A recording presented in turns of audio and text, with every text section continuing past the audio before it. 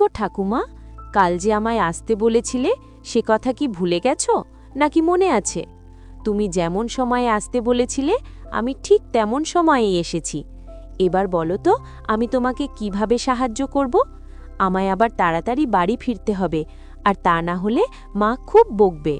তোকে একজনের প্রাণ বাঁচাতে হবে। একমাত্র তুই পারবি তার প্রাণ বাঁচাতে।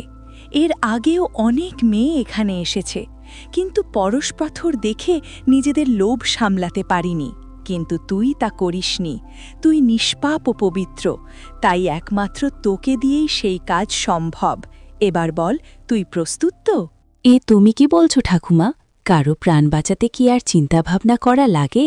প্রাণ বাঁচানো যে বড়ই পুণ্যের কাজ। কারো প্রাণ বাঁচানোর জন্য আমি সব সময় প্রস্তুত। কিন্তু কার প্রাণ বাঁচাতে হবে আর কিভাবেই বা বাঁচাবো, আমার তো কিছুই মাথায় ঢুকছে না। যা বলার স্পষ্ট করে বলো না ঠাকুমা। শোন তবে, আমি তোকে সব বুঝিয়ে বলছি। তোকে এক রাজকুমারের প্রাণ বাঁচাতে হবে। তাকে এক বিশেষ অভিশাপ থেকে মুক্তি দিতে হবে। এই জঙ্গলের এক প্রান্তে পাথরের মূর্তি হয়ে আছে।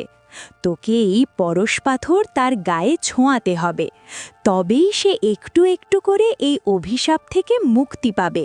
কিন্তু শুনেছি এই পাথর ছোঁয়ালেই যে কোনো প্রাণী বা বস্তু সোনায় পরিণত হয়। তবে এই পাথর ছোঁয়ালেই কি সেই পাথরের মূর্তি আবার নিজের প্রাণ ফিরে পাবে? এই পাথরের একটিমাত্র গুণ আছে তেমনটা নয়। এই পাথরের আরও অনেক গুণ আছে। যে কোনো ব্যক্তি এই পাথর ছোঁয়ানো মাত্রই যে কোনো জিনিস যেমন সোনায় পরিণত হয়, তেমনি যদি কোনো কুমারী মেয়ে পবিত্র মনে কোনো অভিশপ্ত জিনিসের গায়ে ছোঁয়ায়, তবে সেও তার অভিশাপ থেকে একটু একটু করে মুক্তি পায়। তবে একটা কথা মনে রাখিস, এই পাথর যেন ভুলেও তার হাতে বা আমার হাতেও সরাসরি দিস না। যদি আমার হাতে এই পাথর দিতে যাস, তাহলে এই পাথরের ছোঁয়ায় আমি সোনায় পরিণত হব। তাই আমায় দিতে হলে মাটিতে রেখে দিবি, তারপর আমি নিয়ে নেব। কিন্তু ঠাকুমা, কেই রাজকুমার, আর তার এই অবস্থা হলোই বা কি করে? আর তাকে অভিশাপ বা দিল কে? সে অনেক কথা, তোকে পরে সব বলবো। এবার চল, তোকে সেই মূর্তির কাছে নিয়ে যাই। দিনের আলো থাকতে থাকতেই কাজটা আগে সেরে ফেলতে হবে। তার মুখ থেকেই না হয় সব কথা জেনে নিস।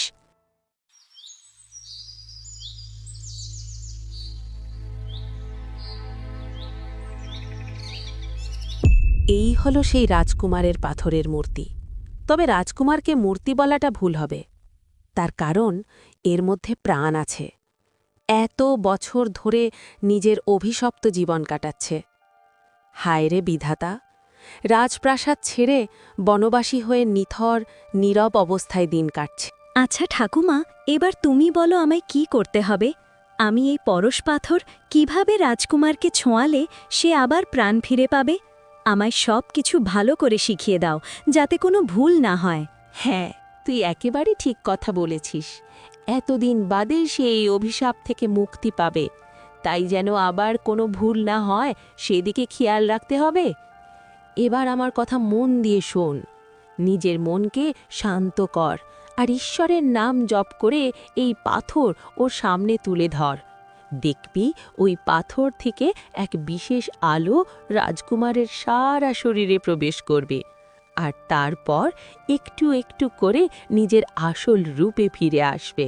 যতদিন না ও নিজের আসল রূপ ফিরে পায়, ততদিন তোকে ঠিক এইভাবেই একই কাজ করতে হবে। পরশ পাথর ছোঁয়ানো মাত্রই রাজকুমারের পাথরের মূর্তির ভেতর থেকে এক দিব্য আলো বেরোতে লাগল, যা গোটা বনকে আলোকিত করে তুলল। কিন্তু কিছুক্ষণের মধ্যেই সেই আলো আবার মিলিয়ে গেল। কিন্তু রাজকুমারের সেই পাথরের মূর্তির কোনো পরিবর্তন হল না। মুকুলি এবার একটি ভয় পেয়েই বলল, এ কি হলো গো ঠাকুমা? পাথরের মূর্তি থেকে দিব্য আলো হঠাৎ নিভে গেল কেন? তবে কি আমার কোনো ভুল হয়েছে? কিন্তু ঠাকুমা, তুমি যেমনটা বলেছিলে আমি তো ঠিক তেমনটাই করেছি। তবে তবে কেন এমনটা হলো গো ঠাকুমা? অত উতলা কেন হচ্ছিস বলতো? আমি তো আগেই বলেছি এই অভিশাপ থেকে একদিনে মুক্তি লাভ করা সম্ভব নয়। এতে তোর কোনো দোষ নেই, কেন এত চিন্তা করছিস? এই পাথরে কাজ তো হয়েছেই, আর তা না হলে কি অমন আলোর ছটা বেরোয়? তবে আর একটা কথা মনে রাখিস, এই পাথর দিনে কেবলমাত্র একটি বারের জন্যই রাজকুমারকে ছোঁয়াতে পারবি। কখনো যেন ভুল করেও দ্বিতীয়বার ছোঁয়াতে যাস না, তাহলেই কিন্তু বিপদ। ও, বুঝেছি। তার মানে রাজকুমারের প্রাণ ফিরে পেতে এখনও অনেক সময় লাগবে। বেশ, তবে এখন আমি আর কি করব?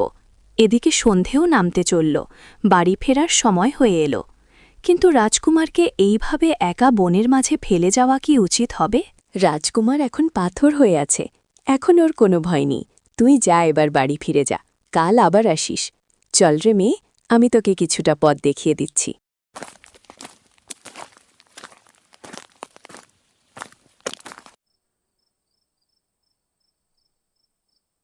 এই যে মহারানী, বলি বিকেল গড়িয়ে সন্ধে নামতে চলল, আর এই বুঝি ফেরার সময় হলো।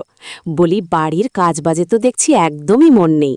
দেখিনি বাপু, গায়ের লোকের সামনে আমাদের আবার নাক কাটা না যায়। জানো না কোথায় কি করে বেড়াচ্ছে সারাদিন।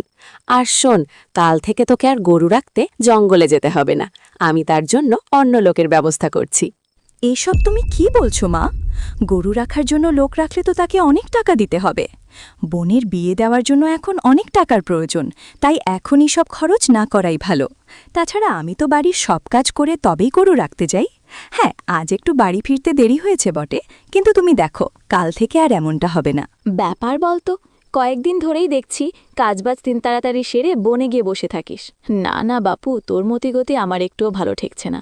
সংসারের দিকে মন নেই, অন্যমনস্ক ভাব। সত্যি করে বল, ব্যাপারটা কি? আমার কাছ থেকে কিছু লুকোনোর ফল কিন্তু খুব খারাপ হবে। না না, আমি আবার কি লুকোবো?